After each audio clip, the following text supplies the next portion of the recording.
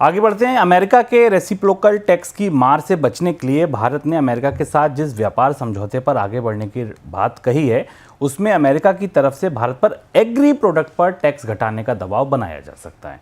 ऐसा पता चला है कि अमेरिका चाहता है कि भारत उसके एग्री प्रोडक्ट्स के लिए अपना बाजार खोले।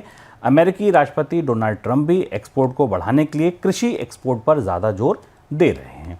ऐसे में व्यापार समझौते में अमेरिका की तरफ से भारत पर दबाव बढ़ने की आशंका है। सर, एग्री प्रोडक्ट को लेकर दुविधा क्या है? फिर भारत की ये सबसे कमज़ोर नस है और इस पर आप करीब से नज़र रखिएगा, हम नज़र रखेंगे और आपको बताते रहेंगे, क्योंकि भारत को ट्रंप के साथ एग्री एक्सपोर्ट को लेकर सौदेबाजी करने में बेहद कड़ी दिक्कत आने वाली है, बेहद दिक्कत आने वाली है, क्योंकि भारत ने एग्री एक्सपोर्ट्स को या कृषि क्षेत्र को WTO के तहत भी हाई प्रोटेक्शन के दायरे में रखा है। भारत ने अपने बाजार को कृषि उत्पादों के इम्पोर्ट के लिए नहीं खोला है, क्योंकि भारत में वो जीविका का मामला है। आपको पता होगा WTO में भारत का विवाद इस बात पर चल रहा है कि उसको एक स्पेशल प्रिविलेज मिला है अपने यहाँ सस्ता अनाज खरीदने के लिए। जो ताज़े आंकड़े आ रहे हैं उसमें जो US के रेसिप्रोकल टैरिफ है, जो टैरिफ के बदले टैरिफ लगाया गया है, उसमें भारत की फिशिंग, मीट और प्रोसेस्ड सी फूड इंडस्ट्री को सबसे ज़्यादा नुकसान होने वाला है, क्योंकि ये जो अमेरिका के बाजार में जा रहा है, अमेरिका में इस पर ऊंची कस्टम ड्यूटी लगेगी और इसके कारण भारतीय निर्यातकों को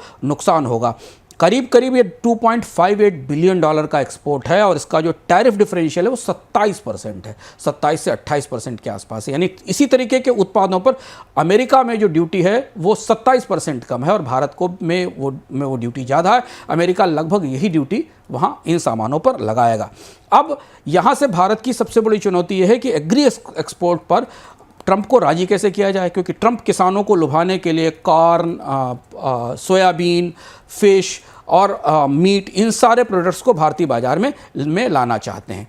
और भारत की सरकार के भीतर के विशेषज्ञ मान रहे हैं कि सरकार को खुलकर हिम्मत के साथ ट्रंप से बात करनी चाहिए और ये कहना चाहिए कि जिन पर आप ज़ीरो ड्यूटी लगा रहे हैं उन पर हम ज़ीरो ड्यूटी लगाएंगे।